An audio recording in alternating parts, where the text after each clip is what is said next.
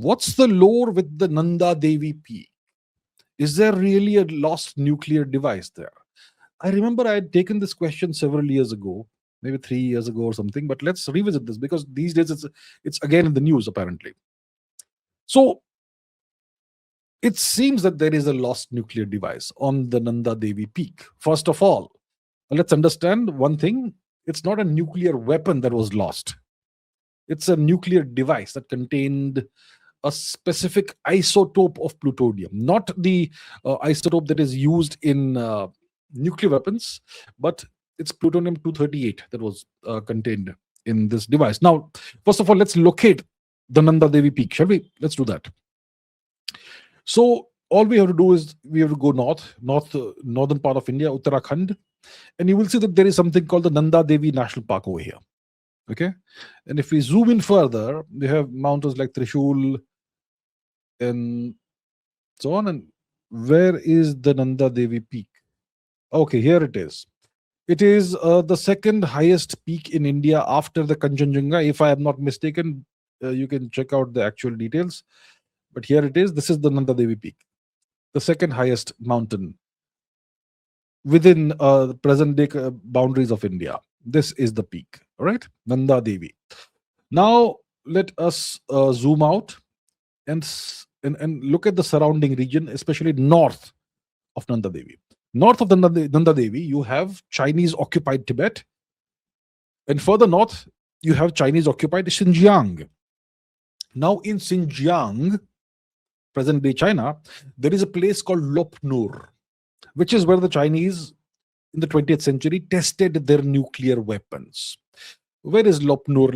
Let's figure it out. Lopnur. Let's find it. It'll zoom in quickly. Okay, this is Lopnur. It's essentially barren land. Obviously, that's where you will test nuclear devices, not in a populated area. So you can see how far it is from Nanda Devi. About 1,500 kilometers or so. Let's take a rough estimate, shall we? From here, let's measure the distance to Lopnur. Yeah, about 1,500 roughly kilometers.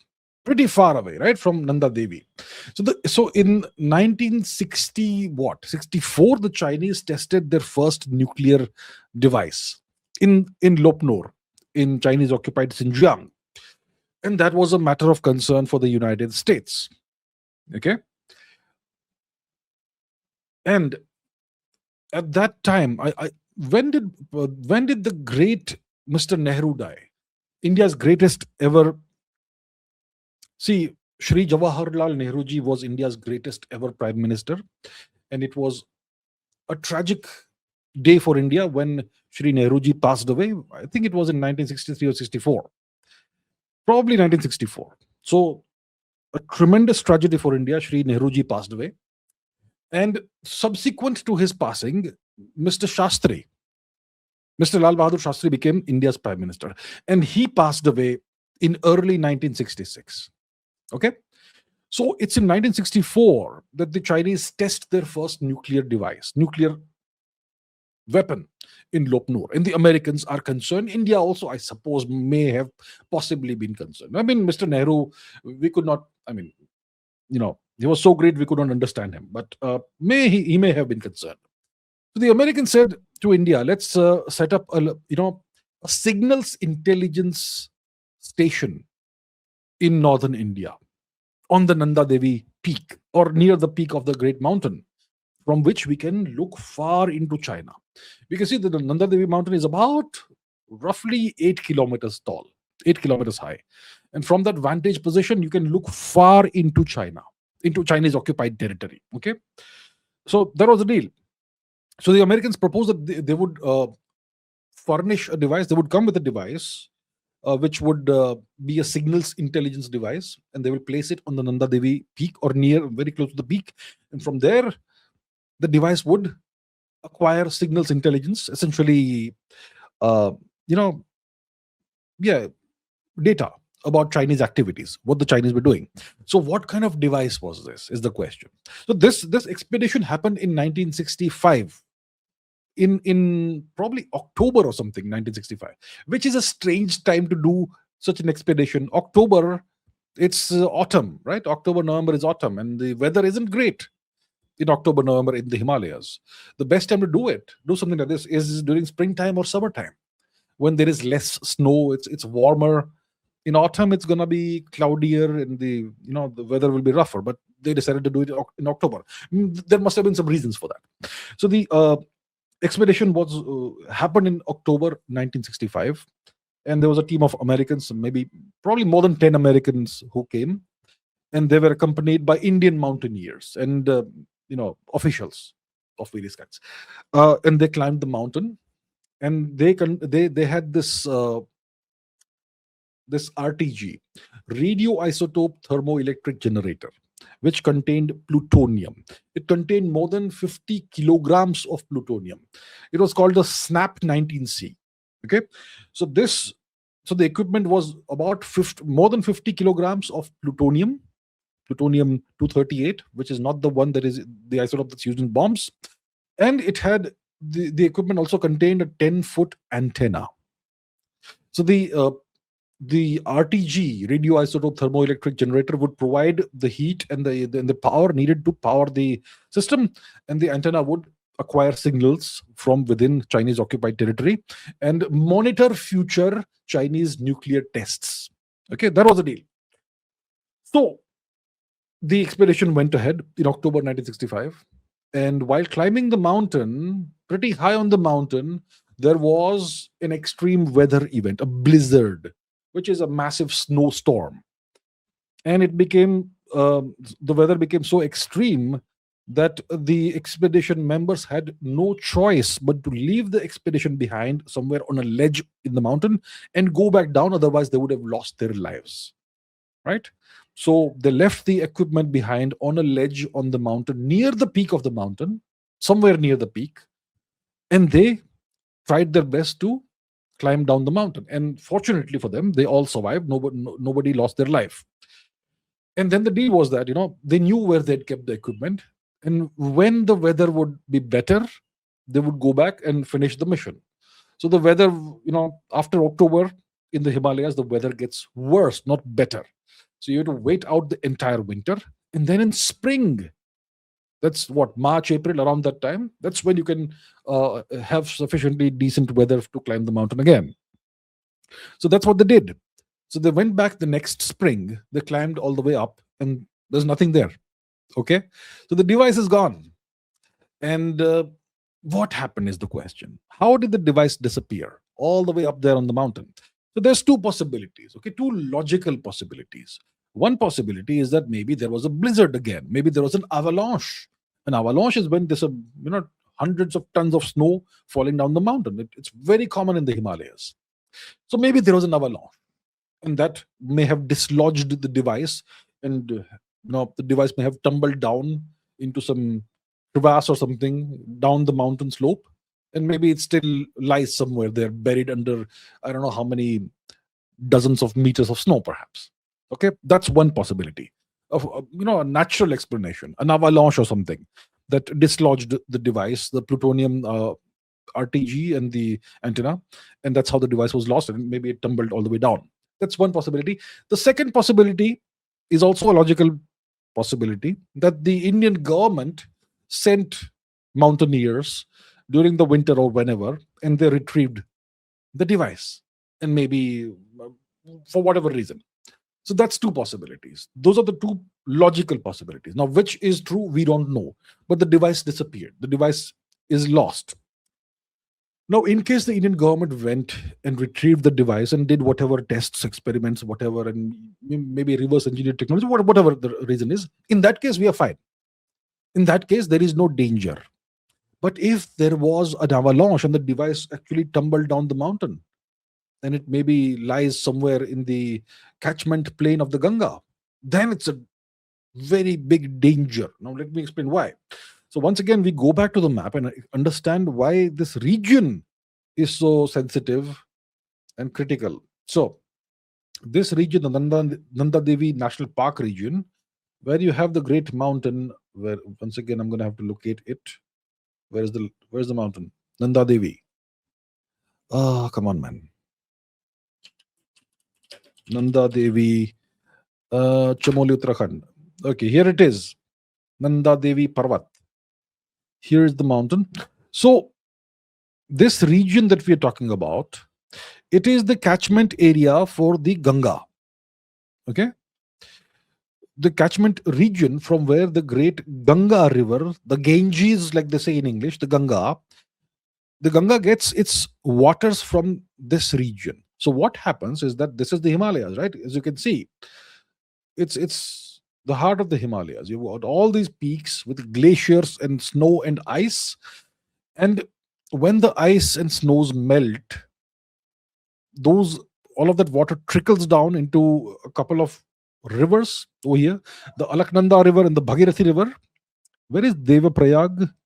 Let us find where is Devaprayag. Okay, let me just search for it. Devaprayag.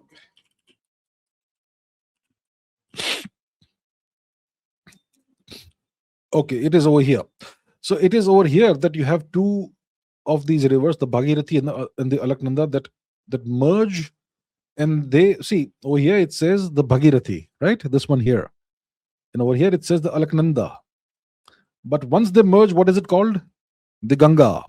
So it is at Devaprayag that the Ganga actually emerges out of the merger of the Alaknanda and the Bhagirathi.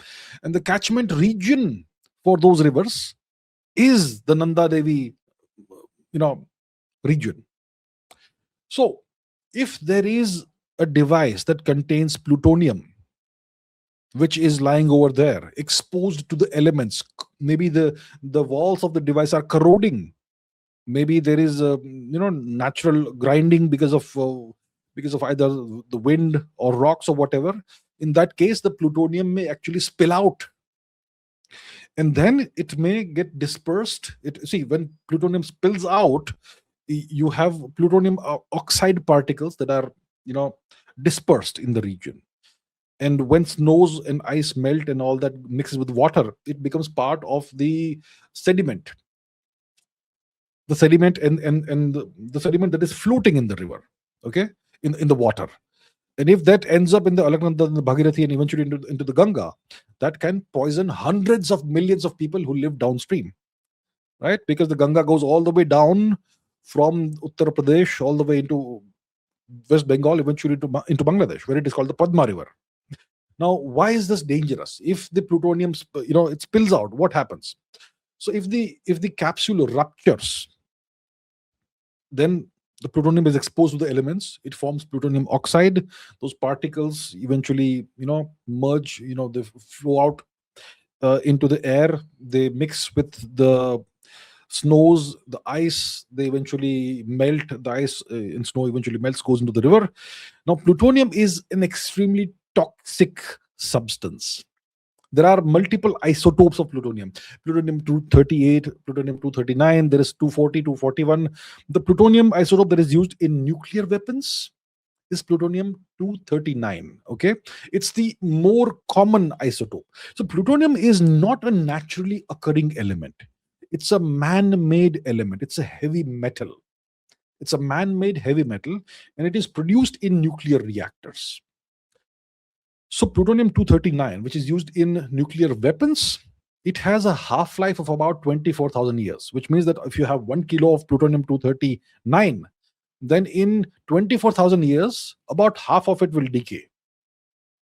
But the plutonium that is used in this device that was lost, it was not plutonium 239, it was plutonium 238.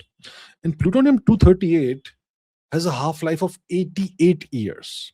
Which means if you have 1 kilogram of plutonium 238, half of it will decay in 88 years. If you had 50 kilograms, like we had in the device, then about 25 kilograms will decay and no longer be a problem in 88 years. And then the rest of the plutonium, 25 kilos, half of it will decay in another 88 years, and another half, and so on. That's how it goes. That's the concept of half-life of radioactive elements in nuclear physics. Now, plutonium is also extremely toxic. See, why was plutonium 238 used? Because it is a heat generator. Okay, it generates heat, and it can also be used for keeping your equipment, your circuits warm in the extremely cold temperatures up there, and also it can produce power. It gives off alpha radiation, which is essentially helium nuclei. Now, how does plutonium affect human beings? It will cause radiation poisoning. The most dangerous form of plutonium poisoning is when you inhale plutonium particles, maybe plutonium oxide particles.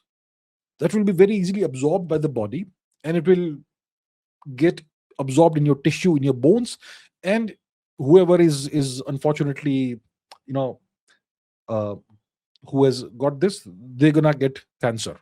It's almost a guarantee. Now, if you absorb plutonium oxide through water, then it has a lower probability of getting absorbed in your gut, in your digestive tract, but it still obviously emits alpha particles, and it can, still give you cancer. So that's the situation. So plutonium is extremely toxic. If someone is exposed to plutonium, they're gonna almost guaranteed to get cancer. If it is plutonium oxide that's out in the atmosphere or in water, but if it is sealed within a radioisotope, that generator RTG, in that case, it is not going to be that much of a problem. So that is the situation. So that is the story. And I think in 1978, uh, the Indian Atomic Energy Commission had conducted some kind of testing in the rivers in the region, and they found no evidence of plutonium being present. And I suspect that the government of India must be testing from time to time in case it has actually been lost. Otherwise, it may be performative testing or whatever. So the best case scenario for us is that the government of India, it retrieved the plutonium in 1965 or 66 winter, around that time, before the Americans came back. That's the best case scenario. The worst case scenario is that the thing was lost, and after all these years, maybe it will, well, I hope it doesn't happen, but if it ruptures, it's going to be a big catastrophe for millions, hundreds of millions of people. So that is the thing. That is the story about the Nanda Devi plutonium device that was supposedly lost there. And yeah, it could pose a real danger